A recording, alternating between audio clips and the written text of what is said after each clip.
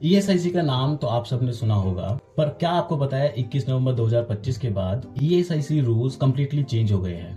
आज के इस वीडियो में हम ESIC old rules, new rules, contribution changes और कैसे इसका इम्पैक्ट आपके सैलरी स्ट्रक्चर और बेनिफिट्स को बढ़ाता है, स्टेप बाय स्टेप समझेंगे। नमस्कार, आदाब, सत श्री अकाल दोस्तों, मैं आपका दोस्त लवजीत कुमार एक बार फिर से हाजिर हूँ आपके लिए एक नया वीडियो लेके आपके अपने चैनल में, जिसका नाम है स्टडी कोच। तो दोस्तों, ज्यादा देर न करते हुए चलिए चलते हैं अपने टॉपिक पर। ईएसआईसी यानी एम्प्लॉयज स्टेट इंश्योरेंस कॉर्पोरेशन एक स्टैट्यूटरी सोशल सिक्योरिटी स्कीम है जिसका एम है medical and cash benefits provide करना एलिजिबल एम्प्लॉयज के लिए। ओल्ड ईएसआईसी एक्ट 1948 के तहत ये रूल चलते थे, लेकिन अब code on social security 2020 implement हो गए हैं नेशन वाइड फ्रॉम 21 नवंबर 2025। सो बात करते हैं ओल्ड ईएसआईसी रूल्स बिफोर 21 नवंबर 2025। पुराने रूल्स में ईएसआईसी कंट्रीब्यूशन ग्रॉस सैलरी पर कैलकुलेट होते थे। अगर एम्प्लॉय की ग्रॉस सैलरी 21,000 या उससे कम होती थी तभी वो एम्प्लॉय ईएसआईसी में कवर होता था। बेनिफिट्स फैमिली लिमिटेड था, जिसमें सेल्फ, स्पाउस एंड चिल्ड्रन और कुछ केसेस में पेरेंट्स इंक्लूड थे। डेफिनेशंस भी रिस्ट्रिक्टेड थी। अब आखिर में ये सारी कहानी शुरू क्यों हुई, मींस आखिर में ये चेंज हुए क्यों?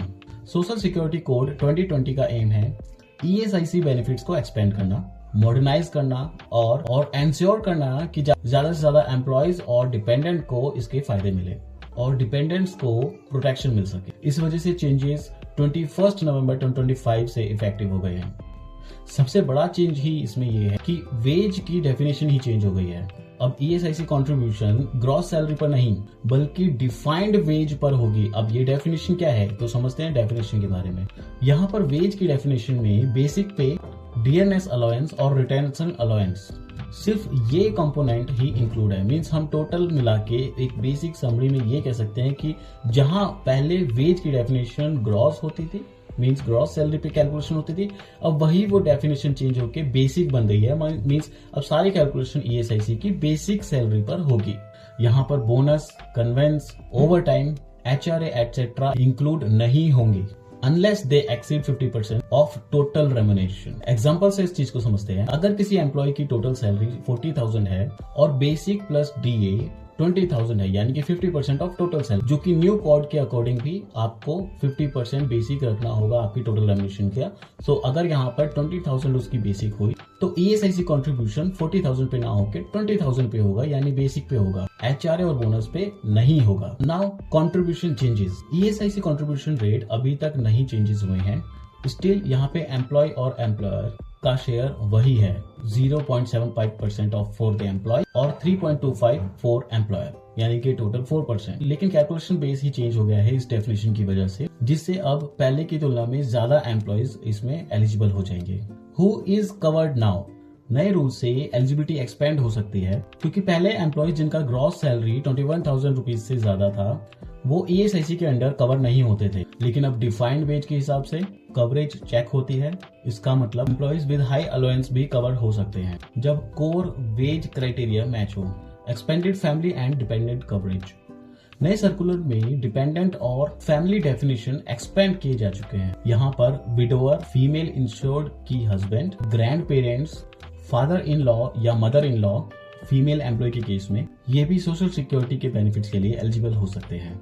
नाउ समझते हैं रजिस्ट्रेशन और कंप्लायंसेस के बारे में। 21 नवंबर 2025 के बाद से ईएसआईसी रजिस्ट्रेशन अब मैंडेटरी है for all eligible establishments including shops, factories, educational institution, medical institutions etcetera. Employers को रजिस्ट्रेशन करना ही होता है, एलिजिबल एम्प्लॉयज को एनरोल करना होता है और ईएसआईसी कंट्रीब्यूशन टाइमली डिपॉजिट भी करना होता है। फेल होने पर पेनल्टीज भी हो सकती हैं।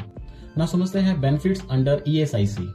ईएसआईसी से एम्प्लॉयज को मिलता है मेडिकल फैसिलिटीज जैसे कि डॉक्टर विजिट या hospitalisation, tax benefits for sickness and disablement, maternity benefits, dependents benefits, funeral expenses, rehabilitation supports etcetera. ये सारे बेनिफिट्स अब वाइडर कवरेज के साथ मिल सकते हैं।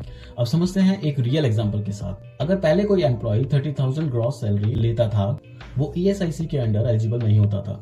अब न्यू वेज डेफिनेशन से बेसिक प्लस डीए उसका 18,000 होगा, तो ये एम्प्लॉय ईएसआईसी के अंडर आएगा। इससे उसको सोशल सिक्योरिटी के बेनिफिट्स मिलेंगे और कंपनी कंप्लायंस भी सही रहेगी। तो दोस्तों ESIC ओल्ड रूल्स और न्यू रूल्स के बीच ये बिग डिफरेंस है। Wage definition, coverage limits, dependent definition सब चेंज हो गए हैं। अगर आप चाहते हैं मैं ESIC बेनिफिट्स क्लेम प्रोसेस या लाइव कैलकुलेटर डेमो भी बनाऊं तो कमेंट करें ESIC पार्ट 2 और इस वीडियो को लाइक करें, साथ ही साथ इस चैनल को सब्सक्राइब करें for more HR and career updates. अभी के लिए इतना ही। जय हिंद, वंदे मातरम।